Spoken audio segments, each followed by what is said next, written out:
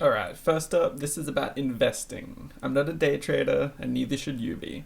I'm gonna link a Coffeezilla video in the description if you need to hear more about this, but essentially, if you look at the people who are actually successful at building wealth, and then you take out all the entrepreneurs, what are you left with? The Buffetts, the Soroses, the Lynches of the world, the people who have actually made something of themselves on the stock market. These people are not flipping 100 forex transactions per day for 0.1% profit. They're buying good companies at cheap prices, holding them for somewhere between a few months and a few decades, and selling them when they stop being good companies or when they stop trading for a cheap price. They're all doing what is called value investing, which is what I do. Now, I'm not saying I'm even half as good as one of those guys. However, I use the stock market to pay my bills, and that's a position that I know a lot of people aspire to be in. In this video, I'm going to tell you all the things that I think new investors need to hear. If you plan to start investing, or you already have, I might be about to save you a lot of money, so pay attention. Number 1, have a job. I bet this sounds hypocritical from a guy who literally doesn't have a job and just spends all day listening to Bloomberg TV and reading financials. Everybody likes to dream big, that they can turn $10,000 into $100,000. And sure, 10xing your money is actually possible, but there's a catch. The catch is that if you want to 10x your money, you need to take on a 90% chance of losing it. That's it. That's the only way. There's no free lunches here. 10xing your money comes at a price called risk. And the chances are, if you're taking on those kinds of risks, ending up with $0 is going to be your ultimate fate. So what, you still want $100,000, but you don't want to throw all your money into a fire pit that has a 90% chance of giving you nothing back? Then let me tell you the real secret to earning $100,000. The real secret to getting $100,000 is to start with $90,000 and make an 11% return over 1 year. The stock market isn't for turning small numbers into big numbers. The stock market is for turning big numbers into bigger numbers, and small numbers into less small numbers. You want to make money on the stock market? Great. Take a look at your bank balance, take a 0 off the end. That's how much you can expect to make in a year where everything goes according to plan. Is that number too small to live off? Then you, my friend, are going to need a job until it isn't. If your bank balance is 4 digits and you want to make it 5 digits, it'll be a lot faster to work for a year than outperform the market for 8 years in order to 10x it. However, if your bank balance is 6 digits and you want it to be 7, now suddenly the stock market thing sounds like the easy way out. This is because the job is additive and the market is a multiplier. The more you put into the market, the more you'll get out. Now, I am absolutely not saying that you shouldn't bother investing if you only have $1,000. Any money you have that you don't need to be immediately accessible in case of a sudden expense coming up should be earning you returns somewhere. But if you're watching this video, I'm guessing you don't just want to buy an index fund. If you're watching this video, you probably want to try your own hand at beating the market. What I'm saying is, beating the market is a lot of work. And if you're not getting much out of beating the market because you have hardly any money to invest to start with, then beating the market is not what you should be investing your time into. You should be investing your time in getting a solid base to invest with so that the multiplication can start doing its magic.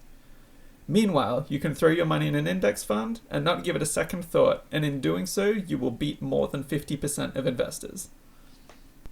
I wasn't always a swinging dick investment guy. For the first 10 years of my investment journey, I worked in some form or another. What's more, for most of that 10 years, I underperformed the market. That's right. It turns out that in order to get good at something, you need practice. And when you're talking about the stock market, learning moments can be very expensive. I learned the hard way not to get swindled into pump and dumps. I learned the hard way how willing capital-hungry biotech firms are to overpromise and underdeliver. I learned the hard way not to YOLO into long-dated call options. I learned the hard way to read the goddamn news. Every single one of these lessons cost me money. Some of them cost me a lot of money. Now hopefully, by watching this channel, you can learn from my mistakes instead of having to make them yourself. But the point of this is, if you quit your job and immediately find yourself having a learning opportunity, you're going to find yourself on the streets, my dude. You need seed capital, you need a safety net, you need time to practice in an environment where making a few mistakes isn't going to ruin your life.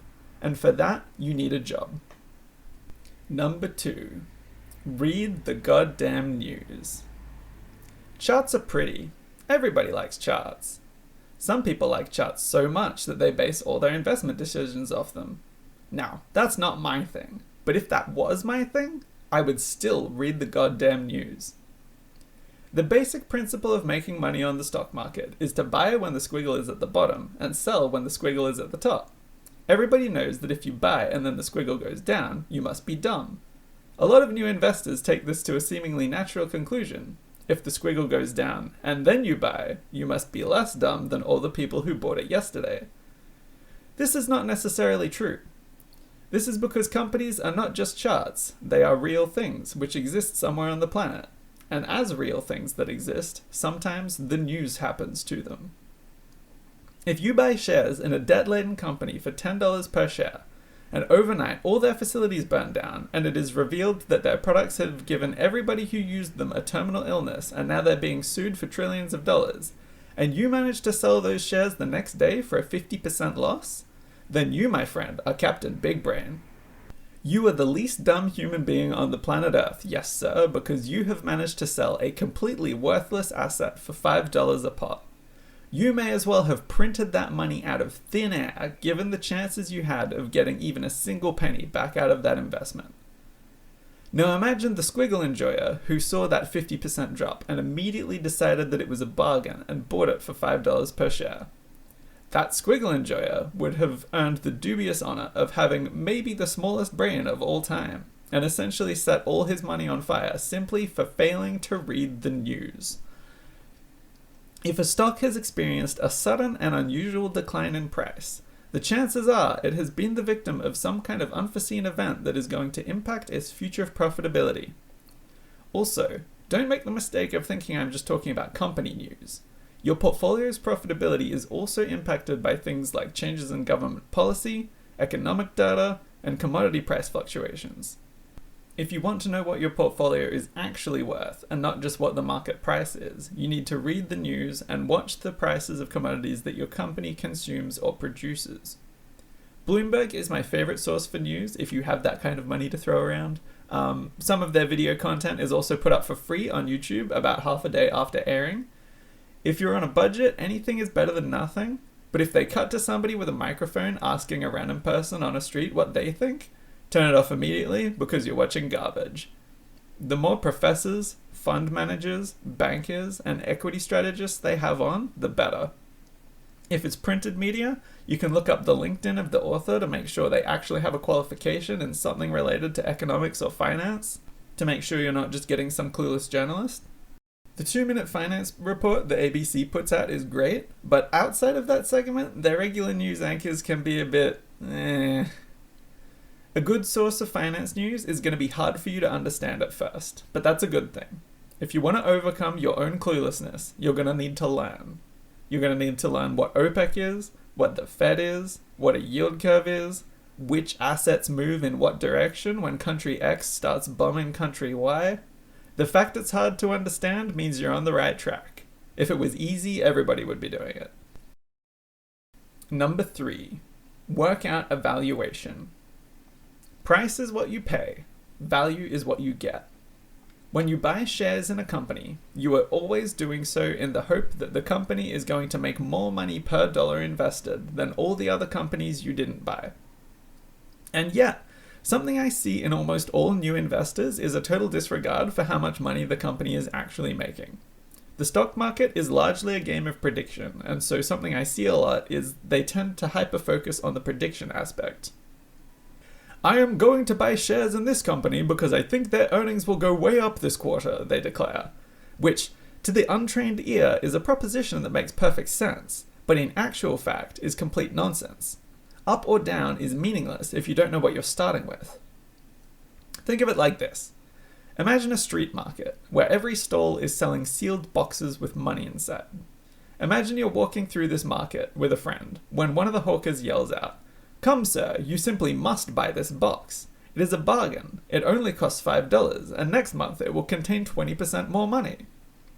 Now, consider how stark raving mad you would think your friend to be if they immediately ran over and purchased this box off the man, without asking the obvious question of how much money is inside the box right now. Yes, all things being equal, the box having 20% more money in it next month is, strictly speaking, better than it having 20% less money in it next month.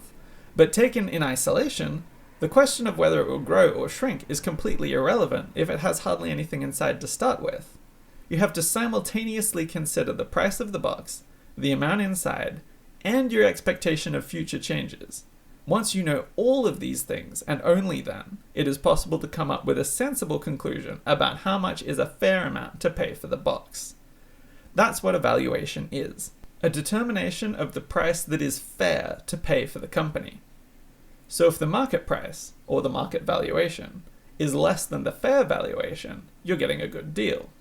Likewise, if the market valuation is higher than fair value, you should consider selling it off. But how do you determine fair value? Well, there are thousands of books written on the topic of valuing companies. It is not something I want to go into in depth in this video, but it all starts by looking inside the box. You've got to read the company's financials. It's incredibly important to understand exactly what it is you own. Price-earnings ratios, calculated by dividing the share price by its earnings per share, are a good place to start with, but they can be deceptive. Don't get me wrong, I love trawling through the companies with the lowest PE ratios, but while a low PE ratio can be a sign of a bargain, it can also lead you into a death trap. Are costs rising? Are revenues falling? How much cash do they have? How much debt? Which parts of their business grew last year? If you understand every single aspect of the business inside and out, and you know it's sound, then when the stock goes down, you're not bothered at all. If you think the fair valuation of a stock is $20 and you bought it at $15, then it going down to $10 is just an opportunity to buy more. If you don't understand the company at all, and you just bought it because you think it's going up, then when it defies those expectations and posts a 20% decline, you are going to have an existential crisis. Some of my biggest winners, the ones that hit plus 100%, went there via minus 20% or even minus 40%.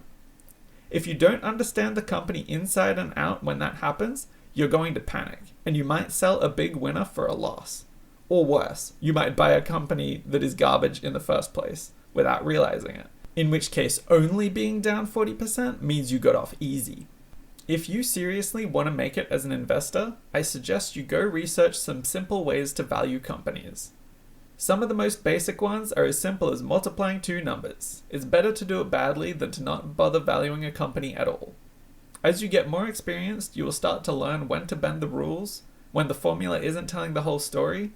But when you're starting out, using these basic valuation methods will help you winnow out a lot of the overpriced garbage on the market. Once you've been doing it for 5 or 10 years, you'll be able to just rough out the numbers in your head while you're reading the financials.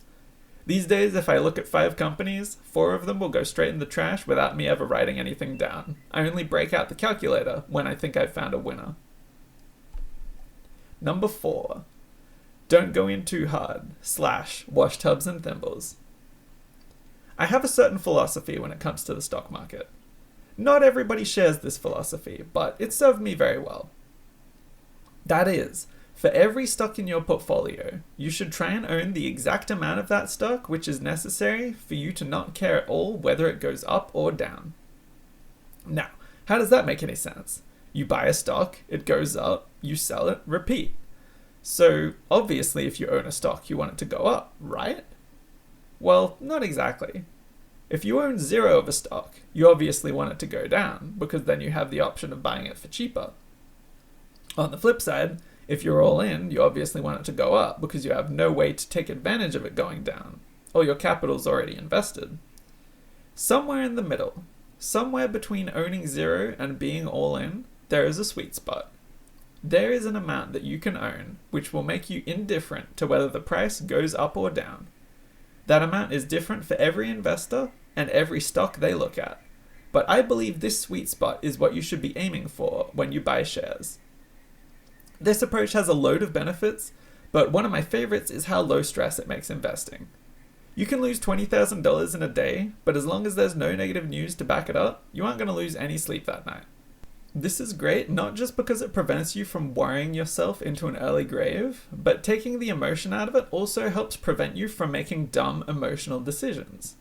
Of course, you can never take the emotion out of investing entirely. Sometimes whether I want to own more or less of a stock will change for no reason other than just waking up on the wrong side of the bed. So I have to combine this rule with some rules of thumb about avoiding placing a trade unless I've got a good reason, etc. However, I strongly believe that if you spend time worrying about what the share price is going to do tomorrow or the next day, that's a sign you're in too deep. If you've gone in too hard, you need to sell a few, diversify a little. Once you've got your eggs spread across a few more baskets, you'll see the chart in a whole different light. You'll see a world where whether the price goes up or down, you can still turn the situation into a winner.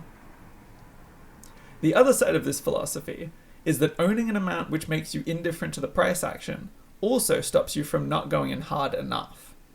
Allocating enough money to a position to get the return you're looking for is also incredibly important. There is a Warren Buffett quote that goes, "When it rains gold, put out the bucket, not the thimble." And you cannot afford to lose sight of that. Everybody wants a good entry price, but there's a limit on how long you can wait for a good entry price. There's always a chance that today is the last day in history that a stock is ever going to trade for its current price.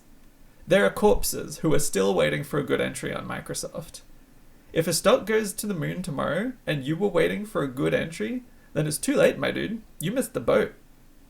If you were on the sidelines cheering for a stock's price to go down, then you're not in hard enough. I hate to break it to you, man, but you're undercapitalized. Missing out on life-changing gains because you wanted a 3% discount on your entry price is picking up pennies in front of a steamroller. If you want a stock, just buy the stock. Just buy a little until you are no longer cheering for it to go down. And then if it does go down, fantastic. You got what you were wishing for. And if it goes up, making a little money off a small position is not a bad consolation prize. Number 5. Look at lots of companies. There is a great lecture by Peter Lynch about investing. I highly recommend anybody who is new to investing go watch it. I'll put the link in the description. I know lecture sounds dry, but he includes a lot of jokes, and honestly, if you can't sit through 1 hour of Peter Lynch talking, then you're definitely not cut out for investing to start with. Have you seen an annual report? They don't have any jokes. Anyway, one of my favorite quotes from that lecture is, if you look at 10 companies, you'll find one that's mispriced. If you look at 20, you'll find 2. If you look at 100, you'll find 10. The person that turns over the most rocks wins the game. End quote. And once you know what you're looking for under those rocks, it really does become that simple. Turn over more rocks, find more gems.